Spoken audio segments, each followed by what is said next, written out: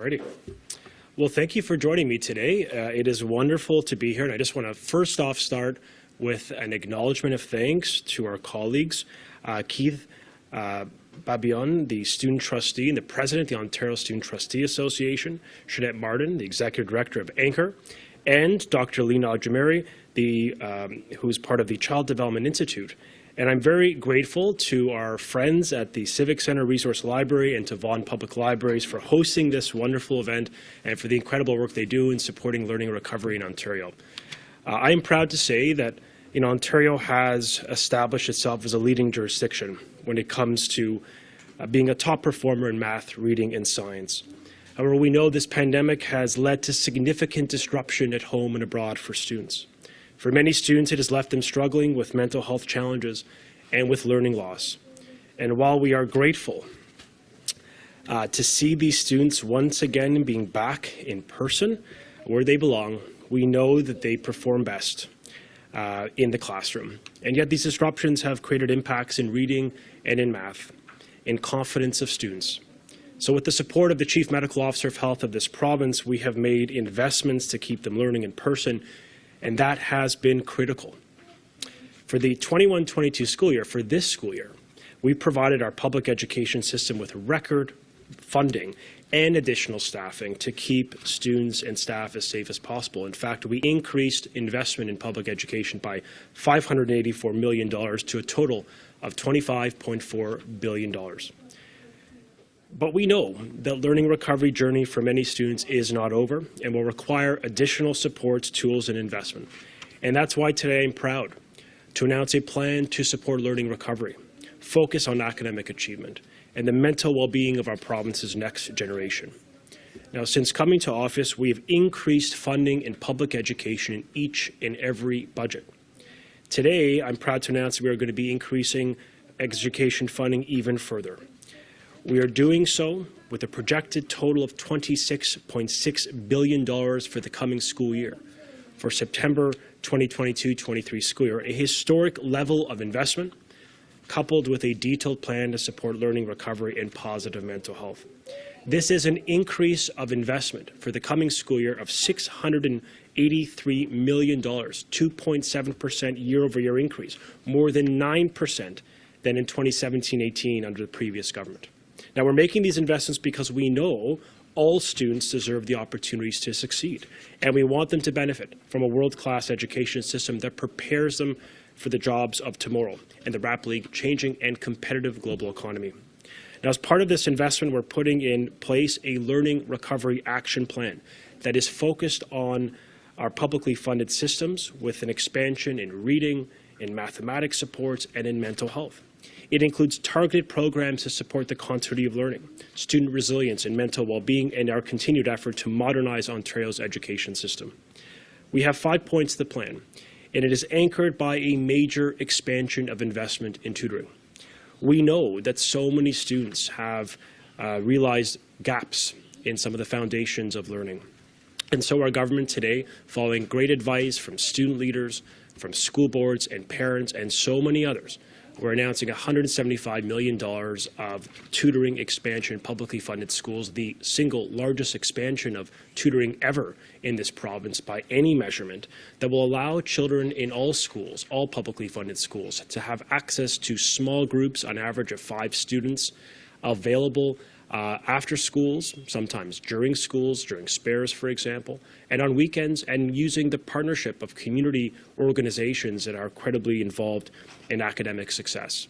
This is going to make a massive difference to help your children learn the gaps that have emerged over the past 2 years.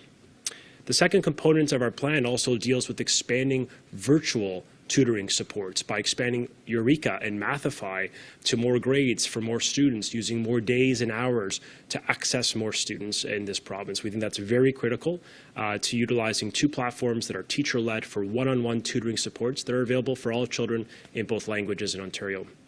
We are also announcing a focus on mental health, which we think is very important to the success of students next year. And we realize the great impacts that this pandemic has brought on so many young people in Ontario. And that's why we increased investment to $80 million for school-based mental health supports, which at that point was 400% higher than where we started in 2017-18. We invested $80 million last year as a pandemic response, but this year we're making that a permanent fixture of our announcement today. It will be permanently invested within our schools, and we're adding an additional $10 million more dollars, working with incredible organizations like the Children's Development Institute and others to increase access to care and to help kids get the treatment they deserve wherever they are. This is a compassionate investment that we think will yield a long-term improvement to the lives of children and their academic success and confidence as well.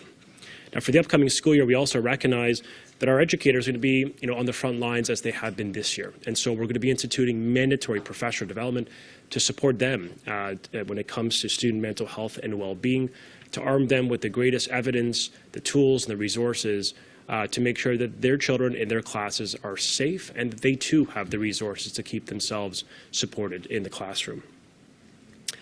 We are also doing two important consultations, launching two consultations today that we think are very important. In partnership with the Ministry of Health and my colleagues, Ministers Elliott and Tibolo, we'll be launching consultations with the aim of creating an integrated student mental health strategy to lift up access to care both in communities and in schools.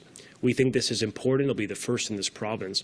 And we're also going to be launching consultations, working with the Ministry of Health, pediatric partners, school boards, educators, parents, and the students themselves on the potential creation of a graduation requirement specifically focused on mental health promotion and wellness to embed that right into the curriculum that we teach our children. The focus of our plan really is on building up those numeracy and those literacy skills that we know have faced some elements of regression in many children's lives. We want to get those basic foundational skills back up and get these kids back on track when it comes to their performance in the classroom. The overarching focus of this plan is more investment. It is additional dollars reaching classrooms, school boards, and students in the province of Ontario. We think that is critical, which is why we're investing over $680 million more for the coming school year and a learning recovery plan that is significant by all standards to have that after school, in school, and of course weekend-based tutoring led by educators and other education staff and professionals that could help lead in instruction and get back on track within the school system. We're also providing a great deal of increased investments to help at-risk kids. And that includes children from the special education community, a $90 million net increase year over year, the highest investment ever recorded in the province's history in special education, to help those children that most especially have faced difficulty with the pandemic. We believe these kids need that support, which is why we're doing so, and we're very committed to their success. We're also ensuring that racialized children, Indigenous, Black children in the province of Ontario have added supports because we know this pandemic has been disproportionately difficult on those kids especially. And no one will be left behind. We want to see them succeed, lift up their performance, build their confidence, and give them a credible pathway to success in the school system and in the economy once they graduate. And so we are increasing investment for both to support de-streaming, more access to staff, and more specialized supports, particularly in math, to help those children. That is going to make a difference. As well, this year, we are renewing an investment in staffing, a time-limited investment, over $300 million in staffing that's going to help us hire an estimated 3,000 frontline staff in schools, be it more teachers, more EAs, more ECEs, more of the individuals that are going to make a difference in the life of your child when it comes to learning recovery. More frontline individuals that can help keep these kids as safe as possible, yes, but on track academically and bridge the gaps that have emerged in this province. There's a great deal of detail in our plan. It focuses on increasing investment in public education to the highest levels ever recorded in our province's history, over $680 million more than last year. It includes a learning recovery plan, a detailed plan informed by evidence that's going to allow for an expansion of tutoring in all publicly funded schools in English and French right across Ontario. It's going to allow more virtual learning options for students on tutoring.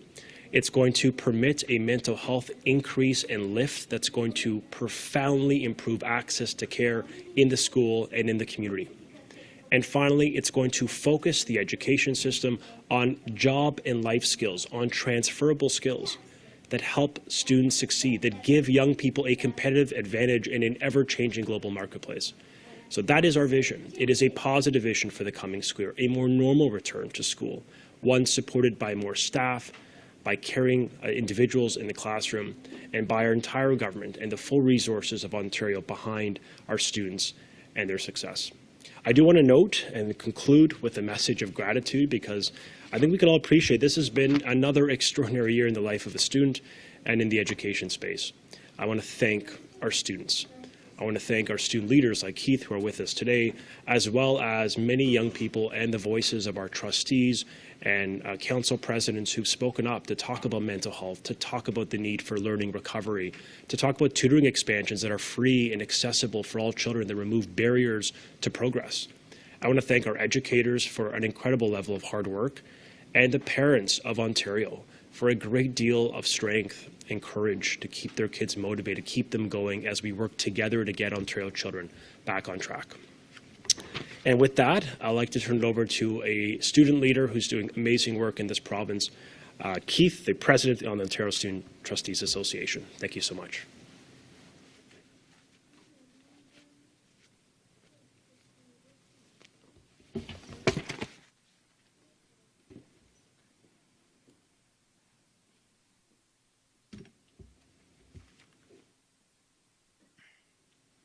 Thank you, Minister Lecce.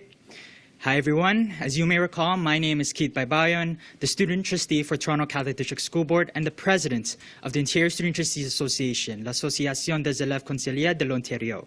It is a pleasure to be speaking with you all here today. As student well-being has always been a key pillar under OSA ACO's advocacy, we constantly emphasize that a student can only be truly successful when they are mentally and physically healthy. The COVID-19 pandemic has had an impact on all students, although students shouldn't be debating whether their academics is more important than their mental health. They shouldn't be struggling to find the mental health supports they need to succeed. It is also incredibly important to place an equity-focused lens on tackling these disruptions to ensure that we support the achievement of all students, as many of them come from backgrounds that can bring about so many challenges and struggles throughout their lives. This investment being put forth today by the Ontario government is a crucial step in bettering the well-being of students.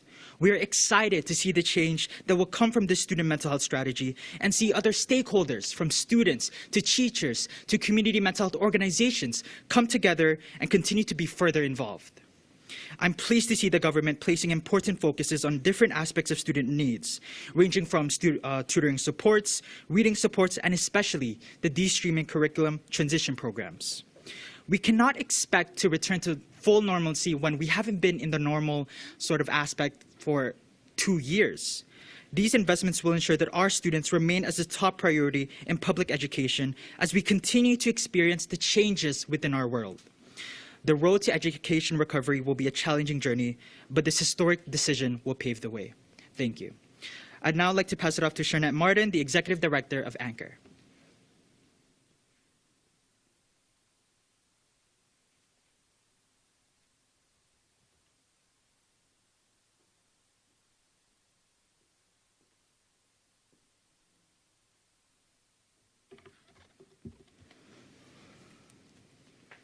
Thank you so much, Keith. Good morning, everybody. I am very pleased to be with you here today. My name is Shernett Martin, and I'm the Executive Director of the African Canadian National Coalition Against Hate, Oppression, and Racism, or often known as Anchor. We work closely with the Ministry of Education to combat anti-Black racism and ensure that Ontario schools are safe, welcoming, and inclusive centers for all students. Today I'm here in my capacity as a teacher as well as a mother. There's no doubt that COVID-19 has been difficult and frightening for all Ontarians, and especially our children. When the schools closed for in-person learning, students had to temporarily forego interacting with their friends and their teachers. And we know that a fulsome academic environment is crucial for students, but peer-to-peer interaction is also crucial to their social development. Children learn from each other in and out of the classroom. Many teachers pivoted to remote learning, but we know that in-person learning is essential for the mental health and academic achievement of our students.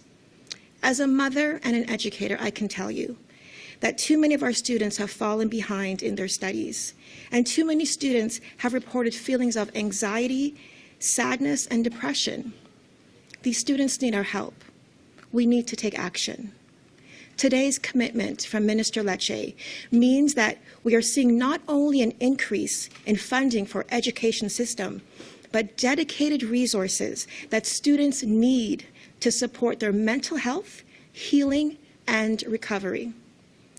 This major investment in mental health is critical for children and youth who may be feeling isolated, uncertain, or simply struggling to cope with an environment that has been changing so rapidly around them. Investing in the mental health of our children is crucial. As a teacher and parent, I know it will make an impactful difference to our children and students. And so we want to thank the Ontario government for its ongoing commitment to support this learning recovery. Like many parents, I know this last year has been so disruptive, and these targeted supports will help many students recover, providing them with the support they need to succeed in key areas such as reading and math will help them to reach their full potential. So thank you, Minister Lecce. And now I'll pass it off to Dr. Leena Augimeri, Director of CDI.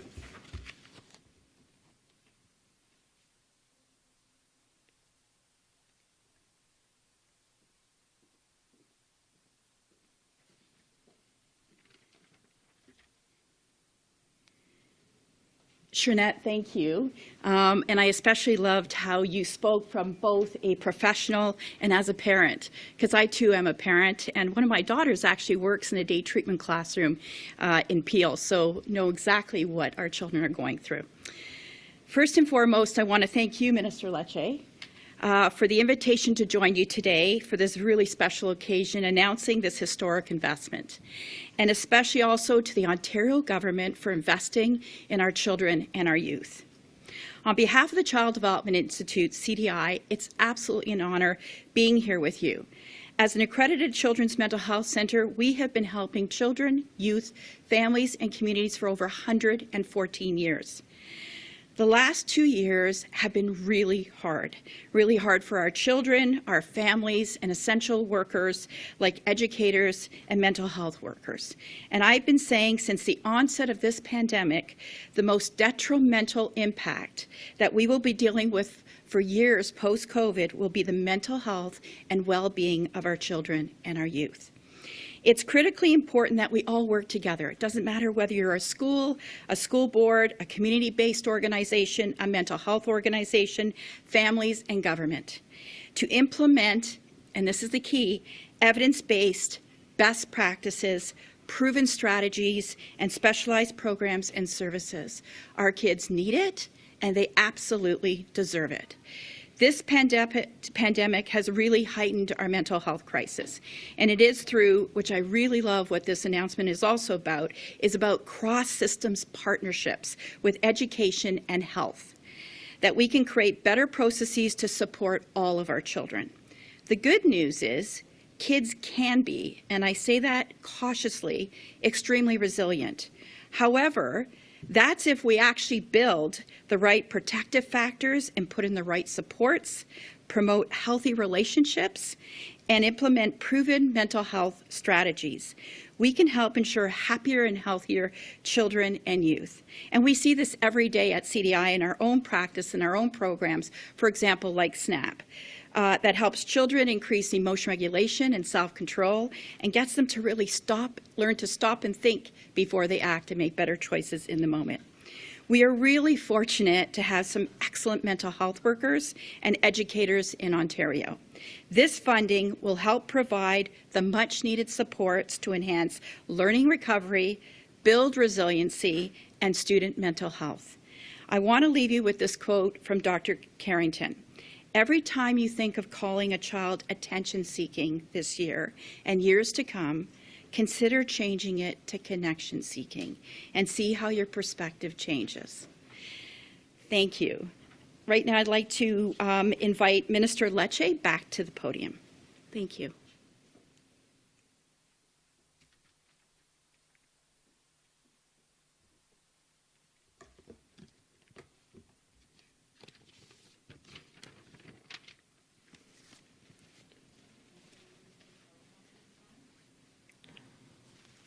Just a reminder, it's one question and one follow-up.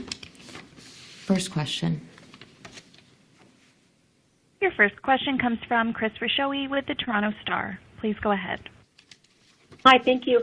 Hi, I'm Chris. just wondering, with regards to the province resuming spring EQAO to help build some kind of plan for intervention, I mean, we're 2 years into the pandemic now, and I'm just wondering why there was no tracking of some sort done before and why there's no plan already, given we are 2 years into this. Well, part of the plan today is actually to reinstating grade 3 and 6 EQAO assessments in reading and writing and math after that 2-year pause, done in part based on the advocacy of many education leaders who suggested that could have had material impact on the mental health of children given the stress of the past 2 years. We now are at a point where we believe we need to be able to better understand the problem, which is why measurement tools are critical. So reinstating grade 3 and 6 assessments is a positive first step. It creates a new baseline for student performance. We also just conducted a student mental health survey to better understand the impacts of this disruption on students themselves. And so that type of approach will continue. It's obviously augmented by additional tutoring support to lift up performance. And I think one of the great anchors of today's announcement is that $175 million in tutoring expansion, so that whatever the challenges that emerge in the classroom, be it in reading, in writing, in math, and those foundational skills, that those are resources in place. There's staffing, an additional $300 million. Of course, a plan to help those children improve their performance and ultimately succeed. Follow-up? And just looking at the GSN funding level of $26.1 billion, which you said is 2.7%, it's a 2.7% increase. Right. I'm sure boards are going to be feeling the pinch of inflation, which is about almost double that at the moment. And I'm just wondering if there's any more funds coming, if inflation was being taken into account for the upcoming school year for school board funding. This represents a 2.7% net increase year over year, 9% since 2017-18. It is $680 million more in publicly funded education. And in every single year for the past 3 years that we've been in government, increased investments have been delivered for schools. This is obviously the most significant infusion of funding. It includes a learning recovery plan that has $175 million in net new funding to expand tutoring in all schools for all children who will need it. Teacher-led, it could be EAEC-led. The point is small groups, high impact, both during school, after school, and on weekends. In addition, we're announcing $300 million to create essentially a COVID temporary staffing fund that's going to help ensure that we could hire roughly 3,000 more staff. That is going to help support quality learning and reduce learning gaps in the classroom. And finally, when it comes to net new investments, we're increasing investment at the highest levels in special education, an additional $90 million more, over $3.2 billion. That's the highest investment ever delivered for special education. $90 million in mental health, 420% more than where we started in 17-18. Over $2 billion in net new investment over the past 3 years. All of this is designed to create an education system that puts students first, that focuses on the recovery. And of course, that's going to be bolstered by the tutoring, the summer learning expansion this summer, and a variety of new supports for specialized groups, including racialized kids, Indigenous children, who have disproportionately borne the price of the pandemic. That compassionate lens is what we're applying to everything we do, and we think these increased investments are going to serve all school boards well to improve education for the coming school year. Next question. Your next question comes from Allison Jones with the Canadian Press. Please go ahead. Hi, Minister. We heard in the technical briefing earlier today that Ontario is going to be requiring school boards to offer a remote learning option for one more year. I'm just wondering if you could explain the reason behind that, given the sort of broader reopening plans and, the Premier says everyone is done with COVID. Well, I think, first off, our commitment is to keep children in school. The priority of this government is in-class learning. There's nothing more important to the mental, physical, and social emotional health of a child than to be in school with their peers, with their friends, in front of our educators. So we accept we accept the premise that children are best in schools. There are roughly 150,000 kids this year that exercise that choice. What I've heard from their parents and from some educators who are involved in virtual learning is that is a strength for that small minority of children. So we're going to continue to offer it, recognizing our priority, our investments today flow in schools to ensure we keep them as safe as possible, that we strengthen quality, we improve access to tutoring and mental health in the school system, and that will continue to be our focus as we move forward to September. Follow-up? Yes, I was just hoping to ask about childcare negotiations also. Where are those negotiations at? It's been more than 3 weeks since the Premier said we were very, very close to a deal. And Minister Gould is saying that Ontario still hasn't submitted its detailed financial plan yet. So I'm wondering if you could update us on where we're at. This government is fully committed to landing a good deal for Ontario families, a deal that will reduce prices and increase access. And I look forward to announcing that deal as soon as that negotiation wraps up. Next question. Your next question comes from Lorenda Redikoff with CBC. Please go ahead. Hi, Minister. We've heard from pretty much everyone that the majority of students do best in person. Is there a plan to get rid of that plan you had previously for high school students to have online classes? Well, first off, Ontario families retain the right to opt out at any point. So any parent that believes or student that is just not a form of learning that works for them, opt out today. With that said, what we have done is ensure that every school in Ontario as of this year under our government has access to internet, which is an important innovation in 2022, no less, where virtually every single publicly funded school is now connected to the internet. That's going to help ensure equal access to that type of learning. We've invested in connectivity within our schools, $40 million more invested to do that, to help us purchase more tablets. There's literally over 300,000 more iPads and tablets available to students who will need them, particularly kids at risk.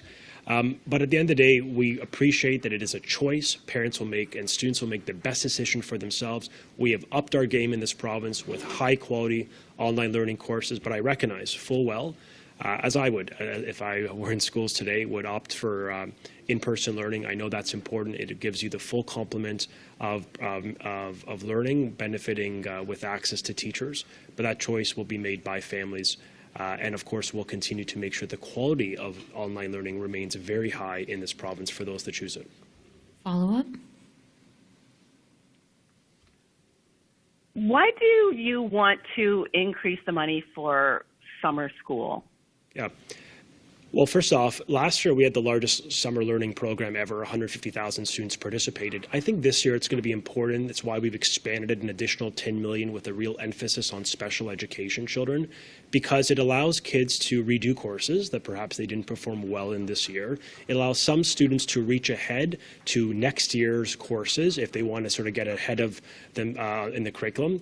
And it also allows for tutoring supports in the school system, small groups that are being invested starting now. That funding will flow immediately. You'll start to see programs being set up perhaps into March, but by April they will be established across Ontario. And as well, those will flow into the summer and into next year all the way up to December. So we really believe summer learning is an opportunity to get the students back on track in various courses where they have faced challenges, with an emphasis on reading, on writing, and mathematics, those core foundational skills. We've expanded the investment by $10 million. We've added the $175 million in tutoring. And I will note that another element that is important is the early reading investments, $25 million allocated so that we can, in the earliest years in elementary school, assess the performance of children when it comes to reading, because we recognize literacy skills are critical. And we also recognize from a lot of parents and educators, they're seeing stagnation, but an often, regression when it comes to the capacity of a child's ability to learn. We're in a library today, a place that makes literacy exciting and empowers students to learn both independently and with support of their school system. And so we think all of this comes together by allowing school boards to have more funding to assess reading capacity and then allocate additional investments and interventions to help those kids get back on track. So all of this is important, and it really starts to scale up as we look to the summer of 2022. So we'll go to the next question, and this will be the last question from the teleconference line before we move to the floor. Your next question comes from Sean Cohen with CHCH News. Please go ahead. Oh, hi, Minister. Regarding tutoring for these students before and after school and on the weekends, who's actually going to be doing the tutoring? Is it going to be the teachers, private companies, private tutoring? Can you talk a little bit more about that, please? Absolutely. So $175 million. This is an unprecedented investment. I mean, the GSN historically has around $10 to $12 million, I recall, in tutoring supports for school boards. This is a massive lift when it comes to allowing every single school in this province to have access to publicly funded tutoring. So to answer the question, it can be delivered by a teacher, by an EC, by an EA, by a post-secondary student that has some specialty in this area. We've really expanded the scope to allow more personnel, more people to deliver it. We think that's going to be important to give that latitude to school boards. The funding is for school boards, so it will be delivered through them, but also we're allowing some latitude to work with stakeholders in the community, nonprofits, for example. I think of Anchor and others that are already right now in the field, on the ground, helping to support students when it comes to learning, recovery, and mental health. So there could be specialized programs for at-risk communities, for example, where school boards leverage a credible local partner to help deliver that on weekends or after schools, or in some cases even during the school day themselves. So this is a massive investment. I mean, we're pairing that with the early reading supports, $25 million that I just mentioned, and the expansion of virtual tutoring, which is led by educators one-on-one, both for Mathify in English and Eureka in French. So this is a massive investment in learning recovery that we know is going to make a difference. Follow up, and this will be the last question from the teleconference. Okay, thank you for that information. And then how do students qualify for tutoring? Is it up to them, up to their parents, teachers, a combination of all three? Do they just ask? How do they qualify for the tutoring? Yeah, we're encouraging school boards to make this available to the students that need it. I mean, we were taking a very an open approach to this. We want any student that believes that they face some learning challenges to get access to this support. It's why we've provided $175 million for the remainder of this school year and for the first semester of the next school year. That's a lot of investment in a relatively short period of time. So we think we have the capacity there. And that's why we've expanded access to more people to do it, to deliver that program, because we appreciate that there could be challenges with staffing in the context of the pandemic. But as we look forward to April and May and June, we have a great deal of confidence that we will be able to deliver this program from our school boards with a great deal of focus on lifting math, reading, and writing skills up in this province, getting these kids back on track. Mr. Minister. Good afternoon. Hi there. Hey, Jamie. Scarborough School had a tragic event happen with a very young person being charged. What can you do for the students of that school? What can the ministry do for the students of the school? And what are they doing for the students of the school? And then on a bigger picture, this is a couple of homicides now. We've had very young people involved. And schools are a major point of contact with the youth. What is, on a big picture, what is the Ministry of Education doing? Yeah, I appreciate that question. I mean, Jamie, this is an incredibly difficult moment for children in Scarborough, for families, and I think for the entire TDSB community. And I want to offer my personal condolences to the students, to the staff, and the broader community, and of course the family. The circumstances of that tragedy are very disturbing, that a young man, 18 years old, can be shot at within a school premise.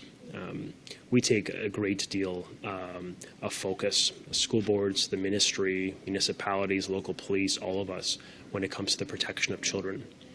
Nothing is more important. And I know that TDSB has been on site every day with the extension of mental health and counseling supports. Law enforcement has been active and engaged with community. And the ministry stands ready, as I've communicated directly to the school, our willingness to support them in any way we can to heal and recover through what is obviously an incredibly difficult and dark moment in the history of that school. That young man was a great light in that school. The principal spoke with a great deal of pride about the contributions and his can-do spirit and incredible kindness. And so it's a profound loss for all of us in the province. And the ministry, the government, the premier, we all extend our deepest condolences. We stand ready, working with law enforcement and school boards when it comes to the protection of children. We take a zero tolerance on this, and we work with law enforcement, with the Solicitor General's office, as a matter of course, on the protection of schools, our facilities, and our staff and students. Follow-up? That is a follow-up, change of question. Sorry, my throat's gone dry. Since we're done with COVID, when can students drop the mask? We all want children to go back to normal. We just got kids back to class in January. That was so important. We felt so strongly about that, and we're proud to see kids learning in person, benefiting their mental and physical health. We just allowed some time ago normal semestering for high school kids. That is making a big difference to creating a more normal experience for students and a better learning environment for high school kids. We've just reinstated, with the full support of the Chief Medical Officer of Health, extracurricular sports, clubs, including high contact sports. This is really important, cannot be underscored. These things matter to the learning, the development of a student, the well-rounded leaders we're trying to produce and create and empower in this province. So that's the direction we're on. We are moving towards normal, and we're going to follow the advice of the Chief Medical Officer of Health to continue on that path so that we keep the kids and the staff as safe as possible. But yes, we get students in our schools back to normal. Thanks so much, everyone. Thank you.